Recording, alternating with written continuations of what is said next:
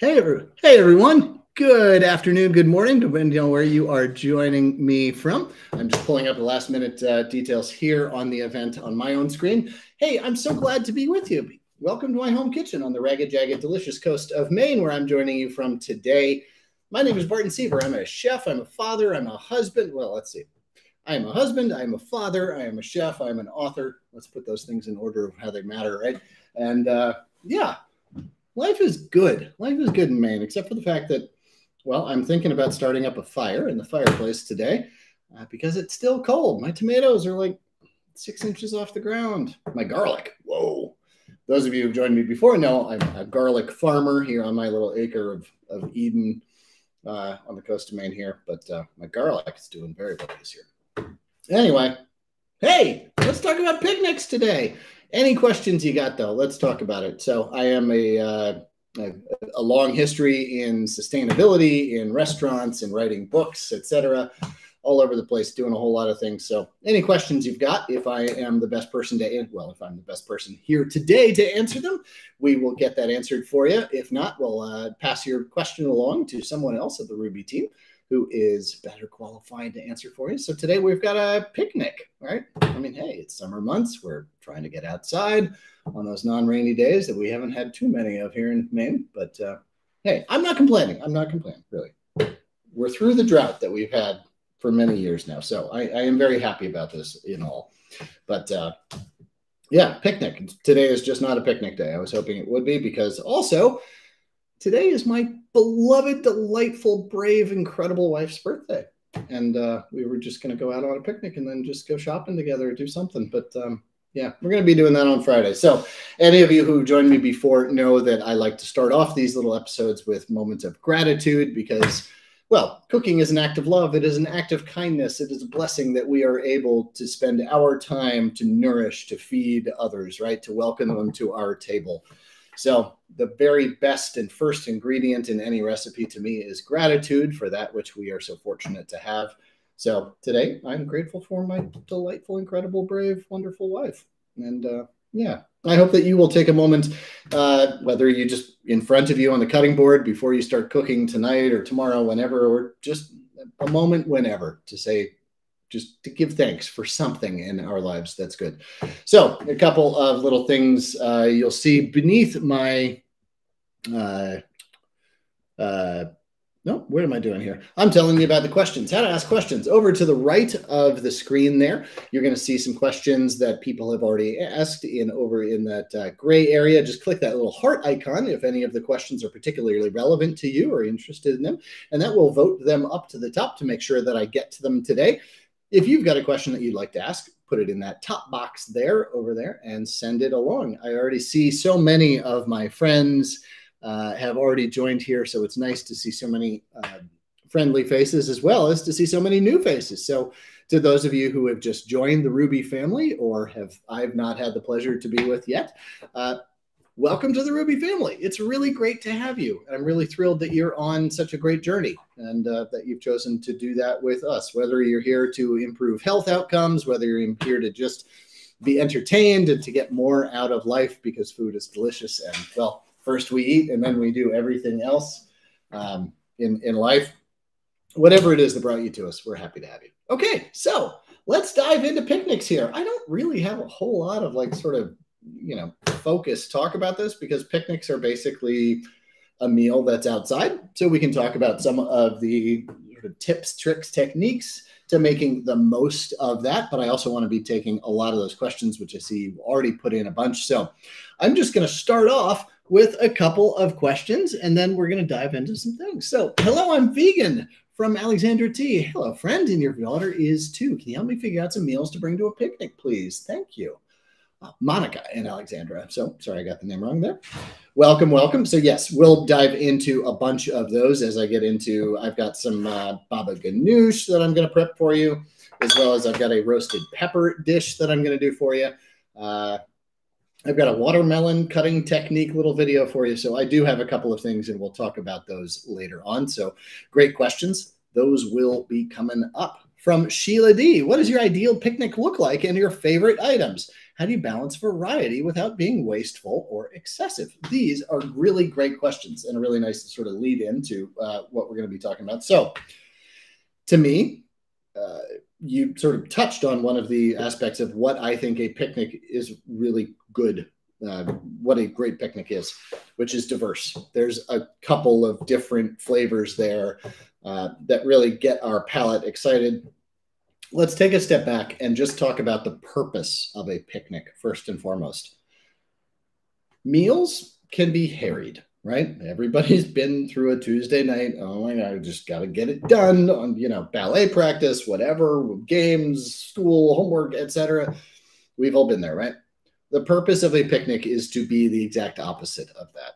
It is to specifically get ourselves out of our environment and put ourselves in a new environment that requires us to slow down, to sort of think anew about what it is that we're doing, who we're doing it with, why we're doing it, etc.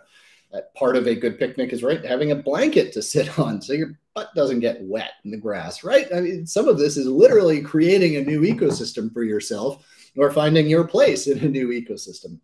So dive into that, lean into that aspect of a picnic. Don't think of that as this sort of woeful barrier, right? Because ultimately, that is the purpose of a picnic. So lean into it. Find the right place to do it. Think about in that place, what are the smells going to be like? Is there wild herbs around that you can put into your salad? Sunny day, are you taking a tent? These things matter because the other thing that about picnic is you want to linger, right? And a picnic is we're talking different than just leaving the office at lunch and grabbing a sandwich and eating it in the park while doom scrolling through your phone before you go back to work. That's not what we're talking about here. We're talking about a meal that is thoughtful, that is intentional, that gets us outside. So that first and foremost is what I'm looking for from a picnic. To the question at hand, which seems to have disappeared. Oh, no, there it is from Sheila D. What does an ideal picnic look like? There you go. Favorite items for a picnic to me, mostly vegetables. I am a seafood person. I am an omnivore. I eat all things if they're coming from the right sources to me. So I understand we have a big vegan constituency that's joining us here, and I will speak to that. But I like fresh foods. In the summertime, that's what we want, right? And that's what we're talking about picnics. I'm just going to sort of stick in the summer mode here. So we want foods that are going to make us feel good. We want light, airy, delicious foods. We also want foods, I think, that are going to last for a couple of hours. I don't want to sit on a picnic and be like, okay, what are we doing now? We are eating. Thank you. I have eaten. Let's commence with the rest of, no. You're lounging around. Open a bottle of rosé. Just chill, right? It's the whole point. So to me, a great picnic has a diversity of things. So a baba ganoush. And the way I think about this is, what is my organizing principle? To me, it's going to be, for today, it's crostini. I love crostini. I think they're just perfect food all the way around. I just love them. They work with baba. They work with a goat cheese mixed with mayonnaise, on top of which I'm going to put some smoked salmon and mint. I've got some roasted peppers that we're going to peel today and chop up with some capers and Calabrian chili and olive oil and more mint. I've got a salad over there, things that you crumble a couple of crostini on top of, and all of a sudden, yes, you're out of the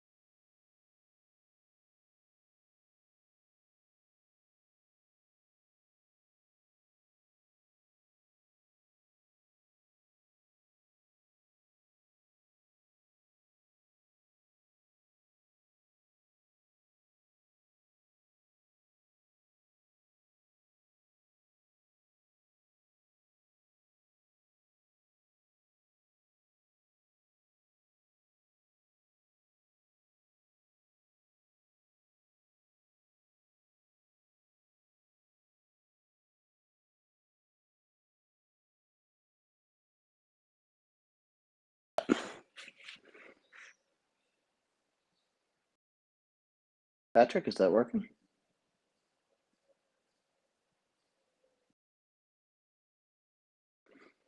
Hmm.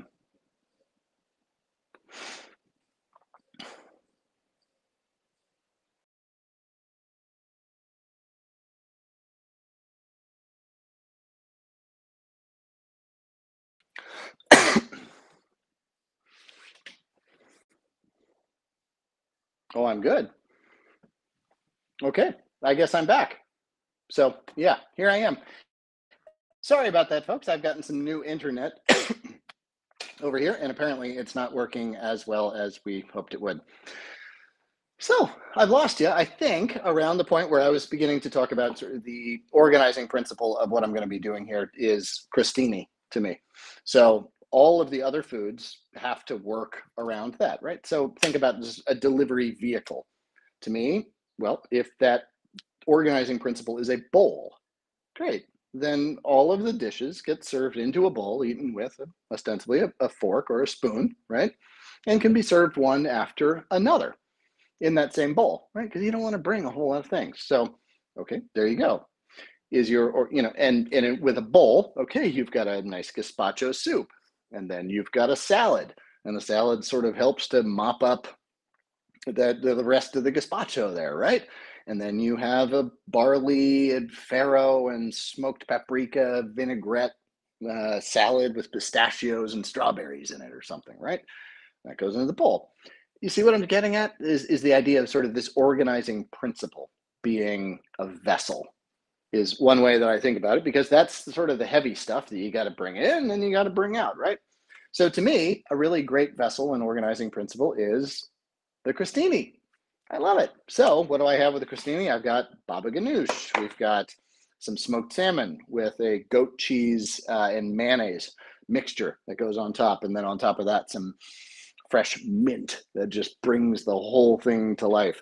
I've got some roasted red peppers that we've got some capers I'm going to chop into. I'm going to use some smoked anchovies, but keep it vegan and just do some Calabrian chili paste with a little bit more mint, some lemon juice, and some olive oil. There you go. So to me, that question of sort of what's my ideal picnic, uh, that's it in terms of organize it around something like this and build it in a way that you can kind of course it out, not to make it a formal meal, but just to linger, right? And the idea that you've got this tub of baba, you've got the mayonnaise, you've got the roasted red peppers, and it's just kind of this dip and eat thing. A tub of hummus, great. You know, there's nothing fancy about that, but it's absolutely delicious when you take it into this new environment. You take some cherry tomatoes, cut them in half, put them in a quart container or whatever, throw in some olive oil, some salt, and microplane one clove of garlic into that. Put the top on, shake it up.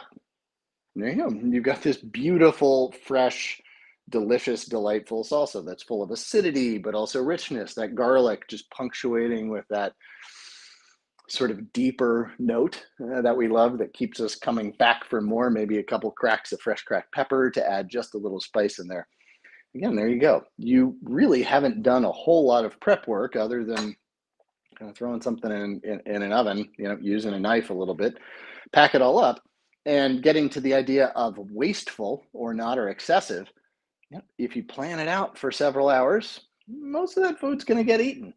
Also, there's not a whole lot in this food that's necessarily going to go bad to the point where, like, in my family, I can't tell you what to do or give you advice on this.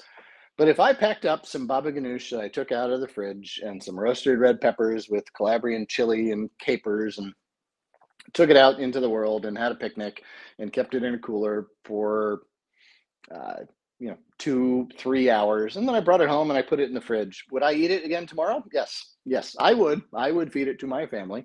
And with that leftover baba ganoush, great, maybe mix it with any of the leftover tomatoes that I was just telling you about, those cherry tomatoes, the garlic and olive oil and pepper, right? Well, that makes a really nice sauce for a piece of roasted salmon or Toss that in, add some spike with some vinegar and make it into a nice chunky vinaigrette for a bread and barley or bread and bean salad with toasted pistachios in there, right? There's ways to use up these things, again, even in smaller quantities. So that is my very long and interrupted answer to Sheila D there. So yeah, I kind of got into a lot of my picnic principles with that answer. So thanks for that. And to Monica Alexandra, to your question about vegan items there, I know I mentioned goat cheese, I mentioned salmon, I mentioned anchovies. All of those be pulled straight out with nothing. All of a sudden you've got this great vegan meal. You've got a delicious and diverse set of ingredients that is going to keep the palate interested, but it's also going to satiate and hold you fast in terms of that. One other item that I wanted to point out that I have is salads. So you don't need to pack a bowl for a salad, like a salad bowl with salad tongs, et cetera, et cetera. Salad comes in these wasteful but recyclable plastic containers now. Great. You know what this doubles as? A salad bowl, right? Take the top off, put the sauce in. There you go. You have a perfectly tossed salad that you then just put into your bowls. This gets recycled at the park entrance or wherever you can find it to be. And the only things that you've had to bring in for that is the container for the salad dressing, but even that can be just in a plastic bag, etc. So sort of the waste in, waste out isn't too high, but you're able to dress your salad at the point of service so that you end up with all that great texture and freshness to it. And again, you're sort of able to course the picnic out a little bit so that everything is spread out for everybody. So you don't have to keep doing the work as the host, hostess, whatever, but rather it's this sort of slow, leisurely meal that people can pace in their own way. And then dressing up the salad, how long did that take? There you go. All right, from Jen S, if I had to create one no-fuss dish that would satisfy most all people, allergies, preferences, etc., without skimping on flavor, what would that be? Oh boy. That's just one? Really? That's it? All right. So I said that I am an omnivore, as so many of us are. So my one go-to dish is a salmon dish that involves cherry tomatoes, lots of garlic, olive oil, salt, and well, that's it. So season your piece of salmon, get a nice cast iron pan, rip roaring hot. I've got a nice one that I use specifically for this dish because I make it so often. It's this nice 14-inch, nice hard Staub pan. And I get it rip roaring hot on the stove. I pour in a good glug of olive oil in there, and then I throw in a lot of chopped garlic. I throw in a whole pint, maybe even a little bit more, of cherry tomatoes, and I blister them on the stovetop in that oil just until those skins begin to burst, just a little bit. And then take a piece of salmon, put it right on top, and I take the whole thing and I put it in my trusty toaster oven. Any of you who have joined me before know that I am a big fan of toaster oven.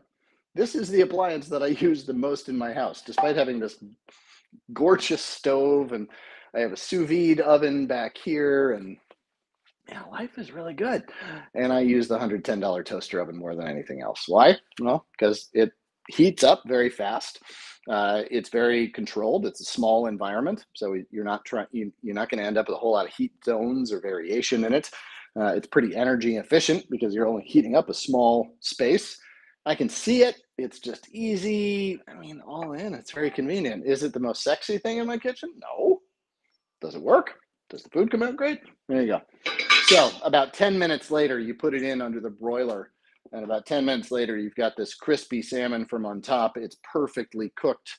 from the steam and the moisture from below, and sort of protects that moisture within the salmon.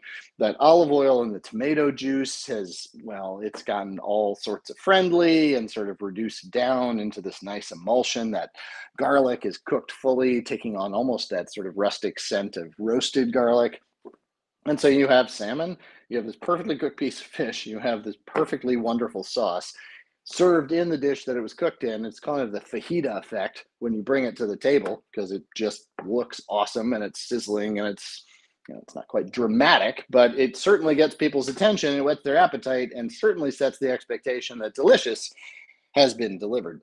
So that is my one go-to dish. I serve that alongside some rice, whatever. And there you have pretty much full meal with the salad on the side. That is my one go-to. I don't know if that hits all of the boxes for all of the people on this event today. I know it doesn't for our vegan friends that are joining us, but that sauce certainly does, and is absolutely delicious served over a rice pilaf, a multi-grain pilaf. Throw in some beans to it, which the starch of the beans helps to emulsify the tomato juice and the olive oil there. So it's a nice sort of rice and beans with a Mediterranean flair to it, if you will. Throw in some cilantro, some mint, some parsley chopped up, nice little tuft of that on top, so it acts sort of as a salad and slightly wilts into the dish as you eat it. Yep, this is good eating. It's good eating. I would serve that to anyone. All right, from Jen S. Oh, that was the question I just answered, so thank you for that great one. From Chris E. Hi, friend. Nice to see you. I hope that you and your family and all are well in your world, and that you are out and about exploring, as you often are. What would you suggest to pair with time for friends at a local winery? In the past, I brought tomato galette and lemon bars on shortbread crust. Those are both great options. I love the tomato galette, and that's something that can be made the day before and brought in. A nice little short crust, butter, olive oil, some smoked paprika in there, a little bit of cumin maybe into the crust to give it sort of that je ne sais quoi kind of thing. Like, what is that? It's not a cumin crust, but just a little hint, especially at a winery where wines, of course, sort of pick up and pair well to those little somewhat surprises that you get. You don't want to overwhelm them ever, but just offering them sort of points to which the wine can offer a counterpoint is a really great way to just make the experience, well, more interesting, really. And don't worry about getting the pairing like dead on perfect, right?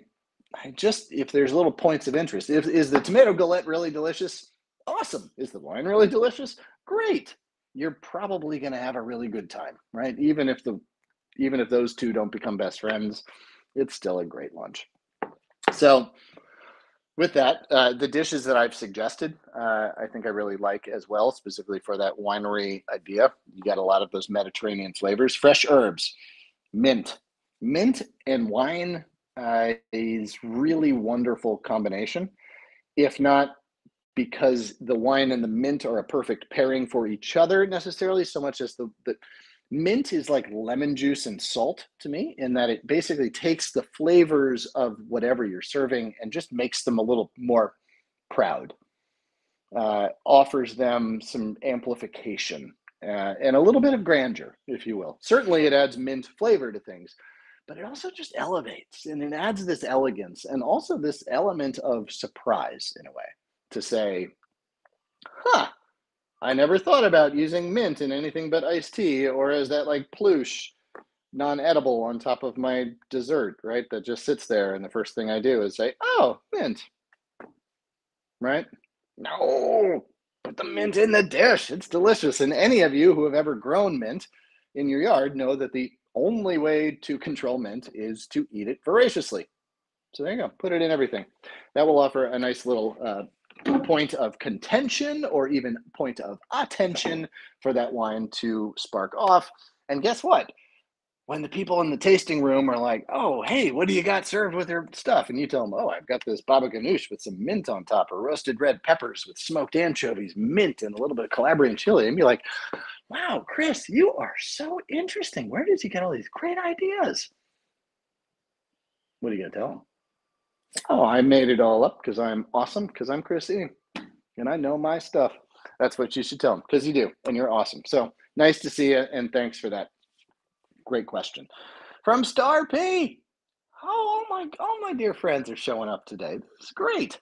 I like to bring fresh foods and enjoy creating fresh spring rolls outside. I've never made them ahead of time, not wanting them to get rubbery. Do I have a trick? Well, in advance of this, Star, we read that question, and my colleague Katie, my business partner, who's also my eldest godmother and just an incredible human being. Hey, Katie, hope you're listening, because you really are awesome and you make our world better and our lives possible. Katie was saying that when she ran catering for the preeminent chef Jose Andres, when they ever did catering with those rolls, they would make them ahead of time, not too far ahead of time, but then wrap them in moist paper towels to just keep that moisture there. It can't be too moist lest the rice paper absorb too much and disintegrate. It can't be too little lest they become rubbery. But also, I think that they can be a little rubbery. You don't want to be too much, but you're outside.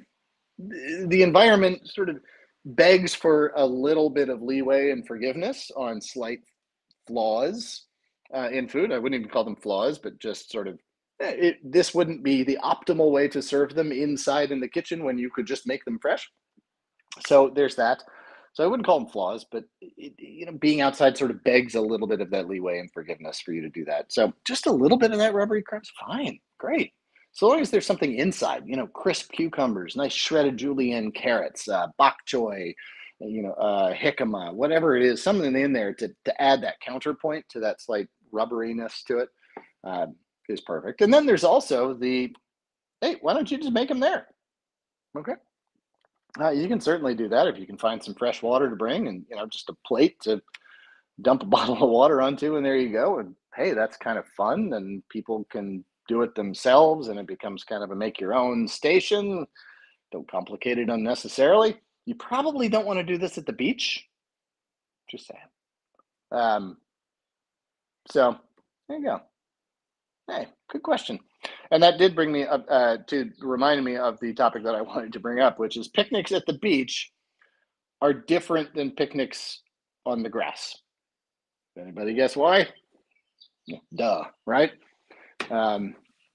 You can't go anywhere. You literally can't move without tracking sand or something falling off of you into things. So when I pack for the beach, I pack very differently. I sort of do bowls. In a way, I sort of pack everything so that basically when we get there, the only thing I've got to do is hand you a fork and take the plastic off the bowl or something, so that there's not a lot of moving parts, because the more moving parts you have, just the more danger you're in of getting sand into something. And you know what? There's really no recovering from that. And yes, you can crunch your way through it and say, this is delicious. And it may be delicious. It's also crunchy. Right? And it shouldn't be that way. So when packing for the beach, kind of keep things dry. Okay. So, if I drop a crostini onto the beach, like, okay, like I'm good. If you drop a spring roll onto the beach, fresh wrapped with a nice sticky rice paper, there's no recovering from that. So sort of think ahead in that way. All right. From CJB. Haven't seen your name popped up before. I am so happy to have you join us, friend. Nice to meet you. Many recipes include tomatoes in some form, especially in minestrone soup recipes. What can I substitute for tomatoes as some family members can't eat them? Thanks. So let's talk about minestrone. Well, let's talk about tomatoes in general. What do they add? Tomatoes add sweetness. When cooked, as in a minestrone, they don't add a whole lot of bulk because they mostly break down into the broth, right? They certainly add some color. And importantly, they add acidity. Okay. And acidity might be the most important thing that tomatoes add to a dish when just not served on their own as a sort of a principal ingredient. So in that way, you've got a minestrone, which is basically at this point a pasta fagioli, a pasta and bean soup made with a really nice broth.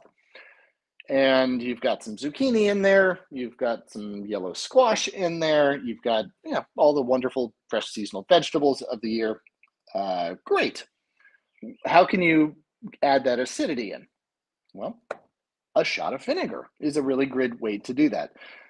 Lemon juice, depending on what dish you're talking about. But to me, a glug of red wine vinegar is just a really great way to finish, well, just about anything. You're sauteing zucchini and garlic and olive oil on the stove, and just as it begins to release its moisture into the pan, you hit it with this glug of vinegar and start tossing it and tossing it and tossing it. And those juices from the zucchini come out and mix with the vinegar and the oil and emulsify into a sauce. And you end up with a still perfectly al dente, but seasoned throughout zucchini that just tastes better than any zucchini because it has so much zucchini flavor. I just can't believe it. What's your secret? Acidity. Right? You're not making a vinegar dish. You're making a zucchini dish that tastes more like zucchini via the vinegar. So your minestrone soup, add in some carrots for sweetness. I think of minestrone as quick cook soups, and you don't want to necessarily simmer down carrots with the other ingredients to the point where the carrots cook all the way. Great. Get a box grater, carrot, grate them down. There you go. They're going to cook right quick. They're going to add all of that bright color that the tomatoes would have added. They add incredible amount of sweetness, and then the vinegar takes the place of that acidity. So there you go. Specifically to the minestrone recipes that you asked after that, and again, just sort of talking to what are the culinary points of interest for tomatoes, and I covered that. So thanks, CJ. Appreciate you. Hey, Char Nolan. Is that Char Nolan or is that just Char N? I don't know. Looking for an eco-friendly cooler that will keep foods chilled without killing the environment. Thank you. Well, Char, I am so happy to see you on this, and welcome if you are not our beloved Char Nolan instructor here, but happy to have you. My local library has coolers that you can check out.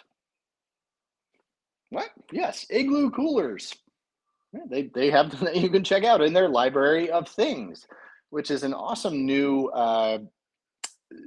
sort of practice that I've seen a couple of libraries picking up, which is really wonderful because I have this very expensive, very large cooler that I bought to sort of meet all needs I might possibly have ever time for the future evermore.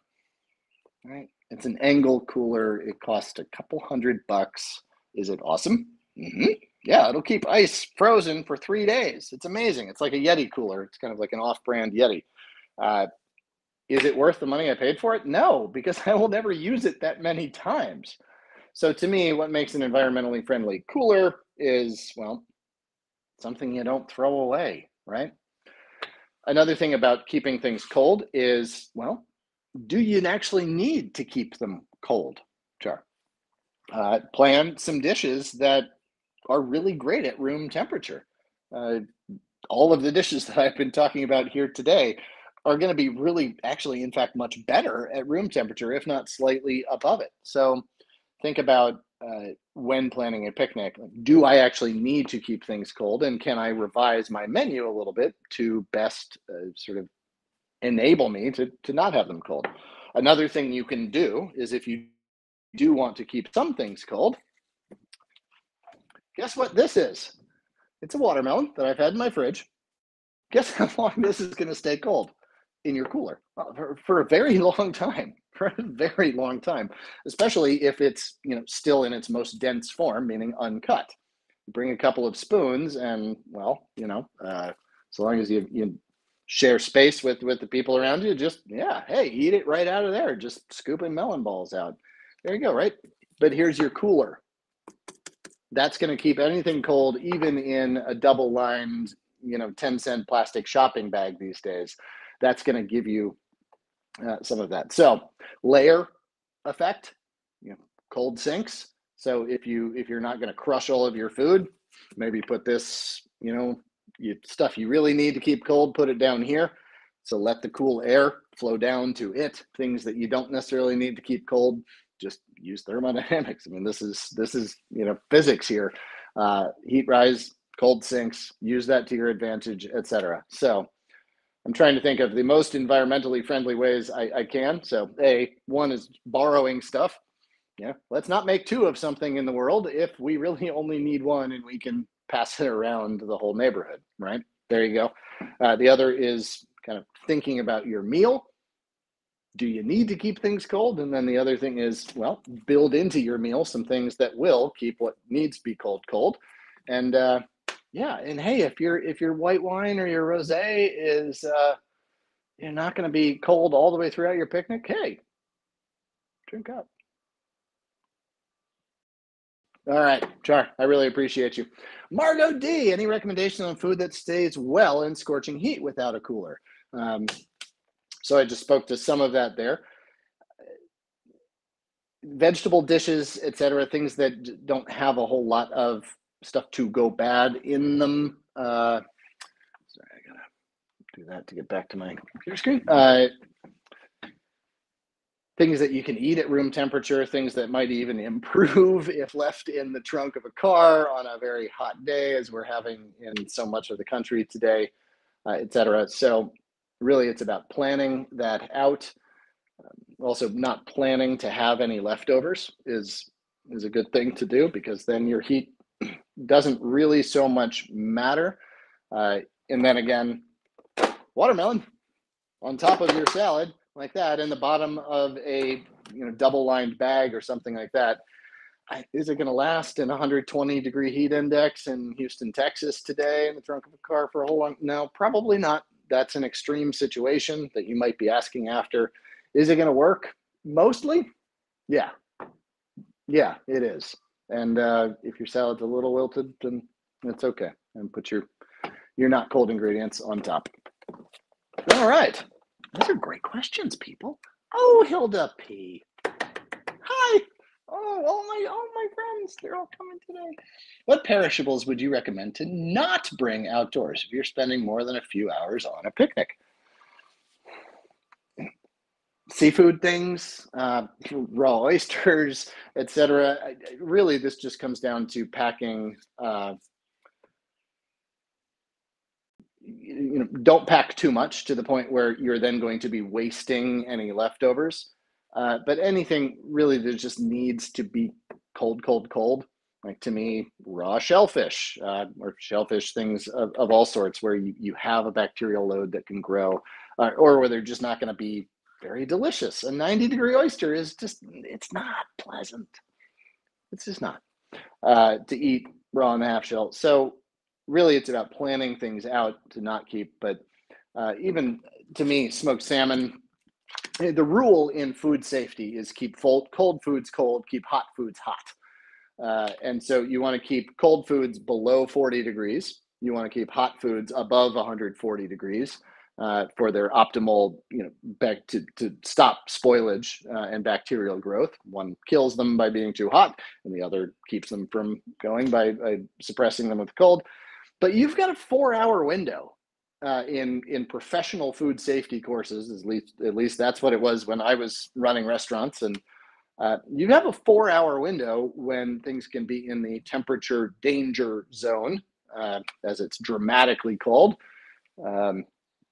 So you have 4 hours in there. Again, I'm not going to tell you what to do with your family. I am not giving you legal advice here. I am not giving you professional advice. I am telling you that if this smoked salmon was sitting in a cooler and it was 70 degrees for 5 hours, for 6 hours, would I eat it? Yes, I would. I would do that with confidence. 6 hours, 7 hours, 8 hours, no. Things like mayonnaise based with egg, things where basically you have problem areas that could go wrong, keep those things cold, etc. But still, you've got that 4-hour window of safety, especially if you've had great food safety handling practices at home in packing it, etc. There you go. Again, I'm not asking you to play with fire. I'm just telling you what I am comfortable with in my. And with that, I'm going to put the smoked salmon away, because I'm actually not going to be making those crostini for you, because I want it to last. There you go. Judith T. Oh my goodness. Literally like the greatest hits of my friend community here. You're all here. Oh man. This is so good. In my terrific cookbook, Where There's Smoke, oh, thank you for saying so, give a recipe for fish brine along with brining times for various fish before grilling. Can you please share why I brine fish and the benefits of doing so? Thanks and happy summer. Oh, to right back at you, Judith. I hope that you and family are doing well and you got the grandkids outside. The brining of fish, and this goes for pre-seasoning in general, and this is true for beef. This is true for some vegetables. This is true for seafood in general. But what salt can do is it desiccates by drawing moisture to it, but it also, through osmosis, goes into the cellular structure of whatever you have seasoned. And by doing so, salt also strengthens the cell walls of proteins. And what that leads to is greater moisture retention, but also just generally a little bit better structural integrity. Those proteins just kind of stick together a little bit better. The flake of a brined piece of seafood versus an unbrined piece of seafood is just a little bit less delicate. That's not to say it's any lost on the palate, because all of that moisture is there. But if you're doing something on the grill where there's a real danger of feeding the fire and not your family, especially with very delicate pieces of seafood, it makes sense to give it just a little bit of help in maintaining that integrity. If you're sauteing something on the stovetop, yeah, your piece of flounder, your cod might very well fall apart, and brining or pre-seasoning can certainly help that. But also, okay, too bad, the fish fell apart. Guess what I'm going to do? I'm going to take my spatula and kind of flake out the rest of it, and then I'm going to pour it on a plate and put the sauce over top and say, I meant to do that. Doesn't it look great? Right? There's not a whole lot of danger on the stovetop, whereas with the fire, if the cod flakes apart and falls into the fire, there's no recovery of it, right? I mean, you've literally spent your money to burn your cod. So that's the point of it, is really that structural integrity, but also that moisture retention. It gives you a little bit more leeway in terms of cooking times. Also, the ferocity of heat on grill can be higher if you're not paying attention than what you're used to maybe on the stovetop. So it gives you that little bit of leeway for that moisture retention and getting the product you want out of it. All right. Okay, we got a bunch more questions, and I've got a hard out here in about 15 minutes. Are toothfish and Chilean sea bass the same? Indeed, they are. Patagonian toothfish, Antarctic toothfish, different subspecies don't have really great names. Not really marketable, huh? You don't say like, I want some toothfish, but I want some sea bass. Wow. I mean, sea bass is kind of the benchmark lexicon for what's good from the ocean, right? Sea bass. It just sounds good. It rolls off the tongue. It prints well on menus. So a brilliant marketer in the late 1980s came up with Chilean sea bass as a new moniker for Patagonian toothfish. And thus was born a new fish, right? It was just a marketing term, basically, that stuck. It really worked well. We almost ate them to eradication. But now there, in fact, are some very certified sustainable fisheries for these products coming out of our southern waters. There's not to say there's not some issues with some fisheries, but if you're getting it from a retailer you can trust, who does the legwork for you on sustainability, then it's a really great product. It's a delicious product, one that I recommend. And there you go. Yeah, they're all the same thing. Arctic toothfish, Chilean Patagonian toothfish, etc. It's all Chilean sea bass, one and the same. All right, from Terry B. Hello, friend. I will be having a backyard evening appetizer party for about 10 people. I'm at a loss to what easy, simple plant-based appetizers I can make as a beginning. I really like to show them that plant-based eating can be delicious. Go Mediterranean. You've got lots of wonderful dips and spreads that are really super easy to do and wonderful, that last well, that you can do ahead of time. So you, Terry, are actually having fun and not stressing and just watching people enjoy your food. So roasted red peppers, orange peppers, yellow peppers, whatever. You can do them on the stovetop. You can do them in the broiler. You can do them on a grill. All of this can be done the day ahead. In fact, it even tastes better if you do so. So with that, peel the peppers down, cut them into nice long slivers. Take those slivers, chop up some capers. I put some anchovies in. You don't got to do that. Some Calabrian chili or some nice Aleppo chili flake, or even just crushed red pepper and maybe some ground fennel seeds in there. Mix it up, some olive oil, a splash of vinegar in there. It's awesome. It's absolutely awesome. Serve that over crostini. You're good to go. Baba ganoush. You've got hummus. Of course, you can make your own hummus. You can go out and buy some.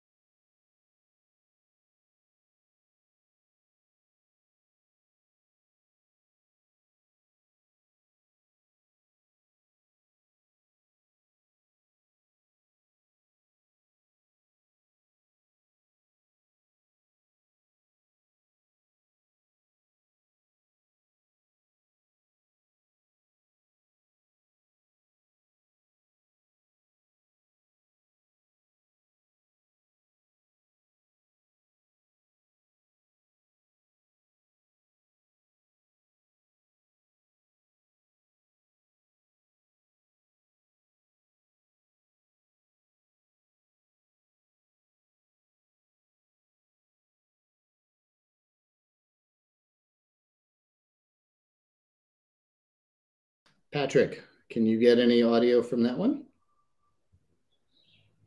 Yes. Okay. It looks like we have audio back. I'm so sorry about this, folks. I'm going to fix... No, I'm not going to do anything because I'm technologically inept, and that's just where we are. So I apologize that I have been in and out today a little bit, but there we go. We are back. Maybe not optimally, but we are back at least. So Terry B, again, to the Mediterranean style, I believe I was just talking about hummus. And with hummus, you can just buy your own, of course, or make something really fun. Take some butternut squash, roast it in the oven whole, prick it a couple of times with a knife just so it doesn't explode on you. Yeah, thinking ahead right there. All the way into the core so the steam can come out. Put it on a roasting pan, roast it until it's nice and soft all the way through. Make your hummus out of that. Tahini, olive oil, lemon juice, salt. You have an absolutely delicious roasted butternut squash hummus, right? Or you could roast the whole thing in your grill so that it gets nice and smoky and sexy, sultry, all the good flavors, lacking stuff. Yeah, you could do that. So then there's, of course, plant-based. You can, if you're doing not vegan, you can do tzatziki sauce, things like that, where it's mostly cucumbers. I also like to do a nice little salad with grated zucchini. So zucchini grated on a box grater, and then you can either cook it down very briefly in olive oil, or you can just season it with salt, toss it, and also with a little bit of olive oil and some lemon juice, and let that salt kind of carry the liquid out of the zucchini. Put it in a colander. That olive oil with the oleic acid is also going to help break that down a little bit, and the lemon juice as well. And you want to break that down, and it forms this nice, still somewhat al dente, Mix that with some raisins, some olive oil, some ground up sort of pulsed walnuts in there for some taste texture. Put that on crostini. Wow, that's really, really good. Also pretty economical, but also a great way to use up zucchini because it's zucchini season. And the only time you lock your doors in Maine is during zucchini season because you will end up with a lot of zucchini on your kitchen the first time you go out. All right, got just a few more minutes left here. Terry, it was nice to hear from you. From TM, how many different dishes should I have for a good picnic? I tend to go overboard. Thank you. T, I tend to go overboard as well. My motto in life is pretty much, why do anything if you can just overdo everything instead? It's both served me well and poorly. But I'm a happy person, so I'm going to stick with it.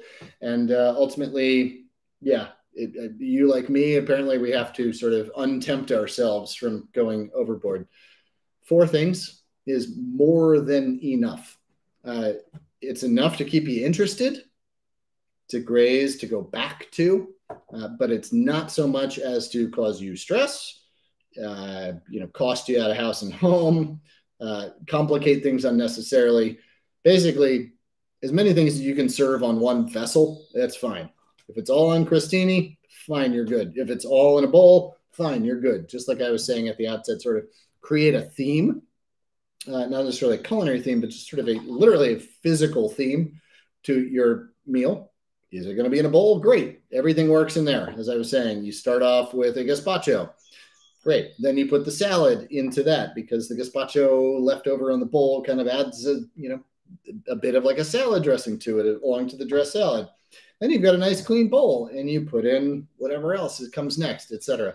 As long as you have that sort of theme to guide you, but also to kind of edit you down, that's a good way to think about what you're up to. All right, from Michael S. I gotta move you over here just a second. Can I substitute whole eggs 1-to-1 with liquid eggs in recipes? I believe so. Yeah. I don't see why not. So long as your general ounces are about correct, then yeah, I don't see why not. Egg whites to whole eggs? No, because obviously you have have much greater fat content as soon as you introduce the yolk. But there you go. Yes, it is pretty much a 1-to-1 substitute. Excuse me. Oh. Okay. Neighbors are yelling as though someone's in trouble, which is a strange thing. Okay. They're probably yelling at the groundhog that keeps eating my farm. It's probably over at their house right now. So, baba ganoush that you mentioned, dish in front of you on the dark table, dark brown. So baba ganoush is eggplant puree. So these are eggplants that I roasted on a sheet tray. I cut them lengthwise, top to bottom, and then put them cut side down, put a whole glug of olive oil on the tray, and then roasted them about 400 degrees until they were nice and soft and pokey from the top. What I'm then going to do is just take a knife, and not a knife, just a large spoon and scoop away from the skin. There's many ways to make baba ganoush. It sort of transcends the entire Mediterranean basin and Southeast Asia in many ways. So there's a lot of different ways to do it. I don't claim any authenticity to mine, but what I do is I just take a knife and I put the flesh of the eggplant down on the board and I chop it once across pretty finely. And then I go once more in the other direction, just kind of banging it down, kind of like that, butcher style chopping. You're not doing a very fine French cut on it. And what you end up with is a pretty chunky puree. Into that, I mix lemon juice, vinegar, olive oil, and salt.